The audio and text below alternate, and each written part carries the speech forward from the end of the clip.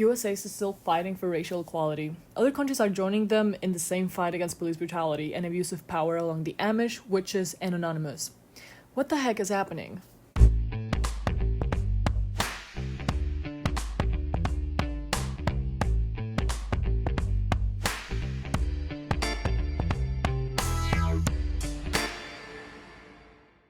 Hello there, and welcome to A Shot of Reality. I am your host of today, Vale, and the one behind the illustrations in this channel.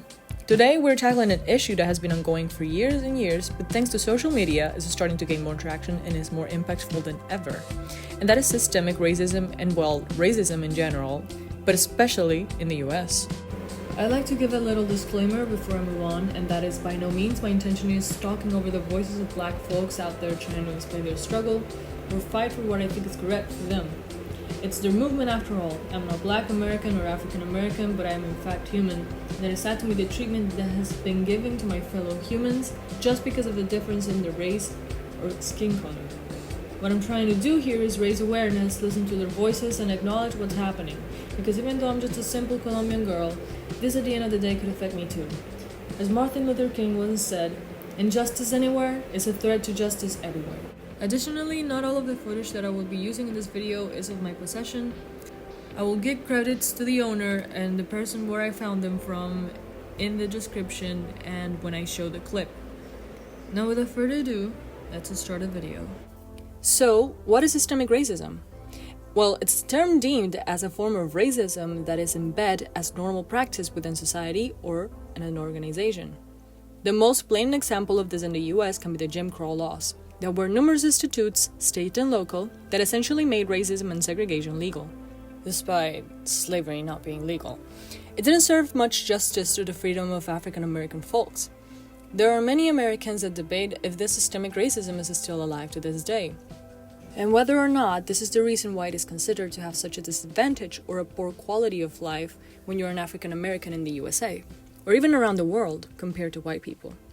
But in order to understand this mindset and why systemic racism is connected to the riots and police brutality, I must first show and explain the 13th Amendment and a brief history lesson. The 13th Amendment is basically the amendment that makes it constitutional for someone to not become or be held as a slave. Basically the right to freedom to all US citizens. Now, do acknowledge that the exception to this rule is the people behind the bars, those labeled as criminals. Now, America has a broad history with justice in the criminal system. After the Civil War, African Americans were being arrested en masse, most of them under the pretext of very minor crimes like loitering. This with the fine purpose of rebuilding an economy that was falling, because at the end of the day, despite how harsh it may seem to assimilate, slavery was an economy, and with the abolition of it, well, it got damaged. Historian Cobb reaffirms that as a consequence, black people often got associated with being criminals, or being bad people, thieves, rapists. White people could simply get away with saying that they were savages, out of control, and very frequently were called slurs like the N-word, and many others. Thanks to the power of conditioning and the media, lots of people believe this narrative. Media like Birth of a Nation, or practices like blackfacing, which was also very disgusting, and a kind of mockery where they exaggerated qualities of black people and mocked them, also feeding into this narrative of them being feral and uncontrollable, thus having to be eradicated and punished. This resulted, well, on tragedies. Thousands of African American massacres and murders committed by the ones who were being fed these ideas and these lies. Basically, that all black people were criminals. Some of these groups, like the KKK. Later on, this became a bit more legal due to the expected backlash. And I'm not saying massacres were being allowed, but here's when the Jim Crow laws take place. Laws were being passed to make African Americans stay in a permanent second class or below status. That is where we could say systemic racism started surfacing, putting African Americans into a clear disadvantage, even if it was not totally blatant like what they did before with the massacres and stuff like that. Essentially, they were denied the right to vote, to study. They had separated places to sit on a bus, to eat, to go to the bathroom, to enter a building, and so on. They got alienated completely. And that is where the civil rights activists started to gain more traction in order to fight these stigmas and clear unfairness towards black people. Then, a pattern is spotted. These activists began to be portrayed as criminals by the media, claiming to be violating segregation laws and disturbing the peace. And then suddenly, getting arrested was a heroic act.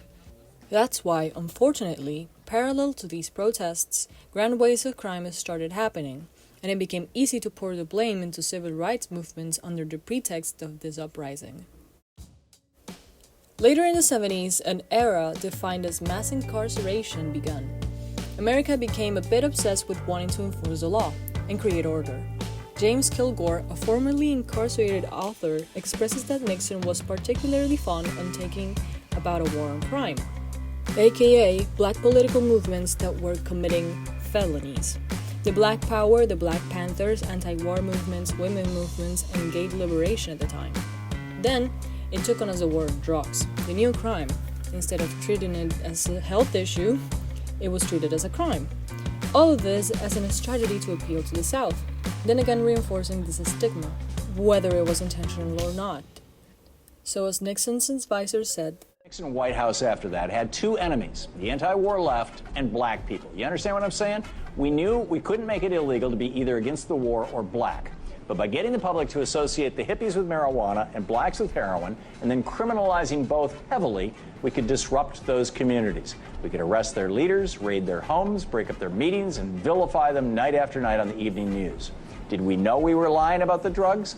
Of course we did. Now, a few years onward, what this created was a stigma around black people and people of color, similar to 1915. This time it was an image about them being thugs, being super predators, coming from the hood, being overrepresented as criminals via the power of media. Overrepresented in the sense that they were showing more crimes that they were actually committing. That purposely made the black community look bad and look as criminals in the eyes of the rest of the population.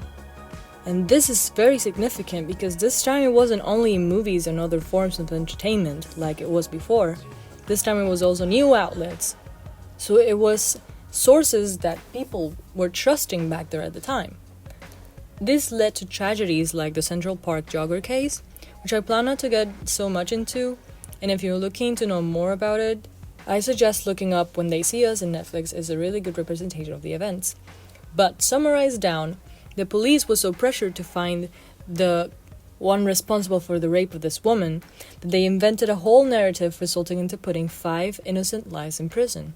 This makes black people water down to their crimes. And here's how the media plays around. They call them robbers, rapists, murderers instead of their names, because it instantly dehumanizes them.